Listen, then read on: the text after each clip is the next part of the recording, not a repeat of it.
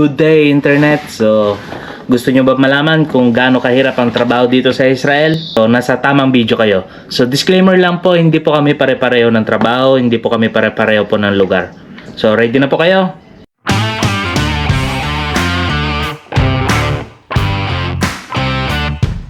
So, umaga na. So, magsisimula muna tayo ang araw na to sa pag-toothbrush. And pagkatapos nyan, kailangan natin yung morning care siya ba?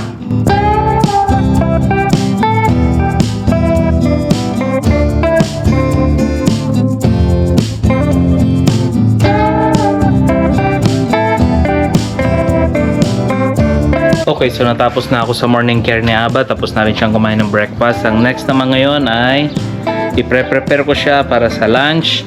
Pero hindi ako magluluto dahil lalabas kami. Okay, so ngayon naka-ready na ako. Ayan.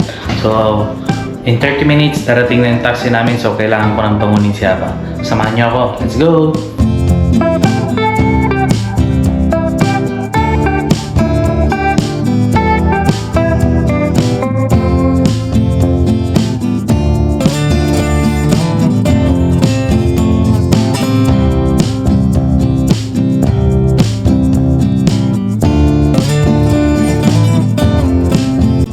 Okay, so syempre kailangan din natin lagyan si Aba ng protection sa araw. Dahil summer ngayon, ito ang kailangan.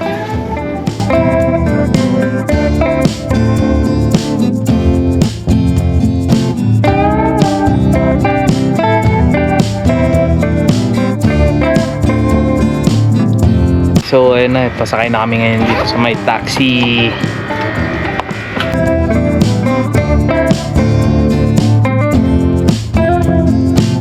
Sakay na kami ngayon ni Aba sa may taxi. Ang unang plano sana ay sa Marina, pero nagbago isip niya. Nakakita siya ng bagong restaurant na ang tawag ay, what's the name, Aba? La Babu? Babu Restaurant.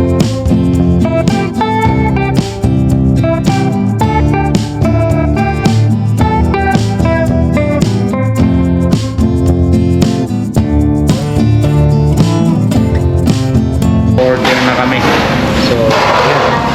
So may problema lang dito dahil wala silang English. So kailangan ko talaga ng magta-translate sa akin.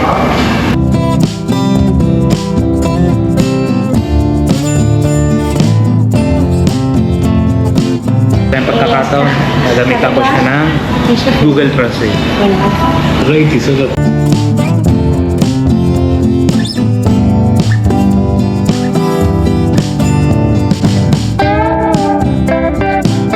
Laging ganito yung order niya Aba. Ito yung sinasabi nilang pang-umpisa. Bago siya kumain ng main course, main dish niya, ito muna yung umpisang kinakain. Tapos ang sugar niya, pero wala akong karapatan para pigilan siya. Basta ako, papaalala ko na ayaw niya makinig sa kanyang decision. Siya pa rin naman ang boss.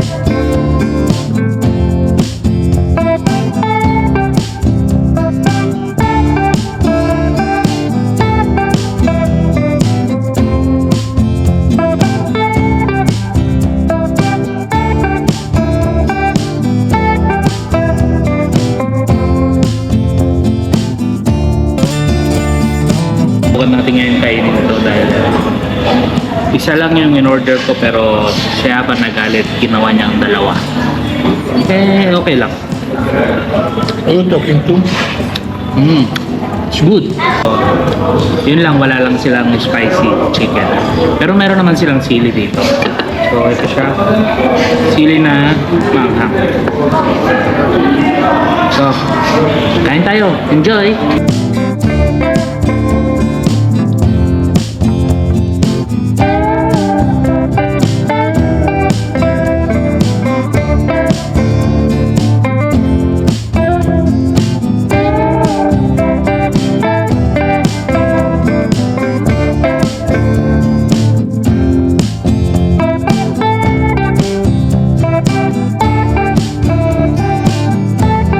everyone, so natapos na kaming kumain ni Aba. So inaantay na lang namin ulit yung taxi kasi pauwi na kami. So ganito ang alaga ko. Ganito si Aba, ganito si Boss. Yan, kung ano man ang tawag natin. Yan, so salamat. Nasayang ko na naman ang inyong oras. Sana panoorin nyo ako. Please like, share, and subscribe.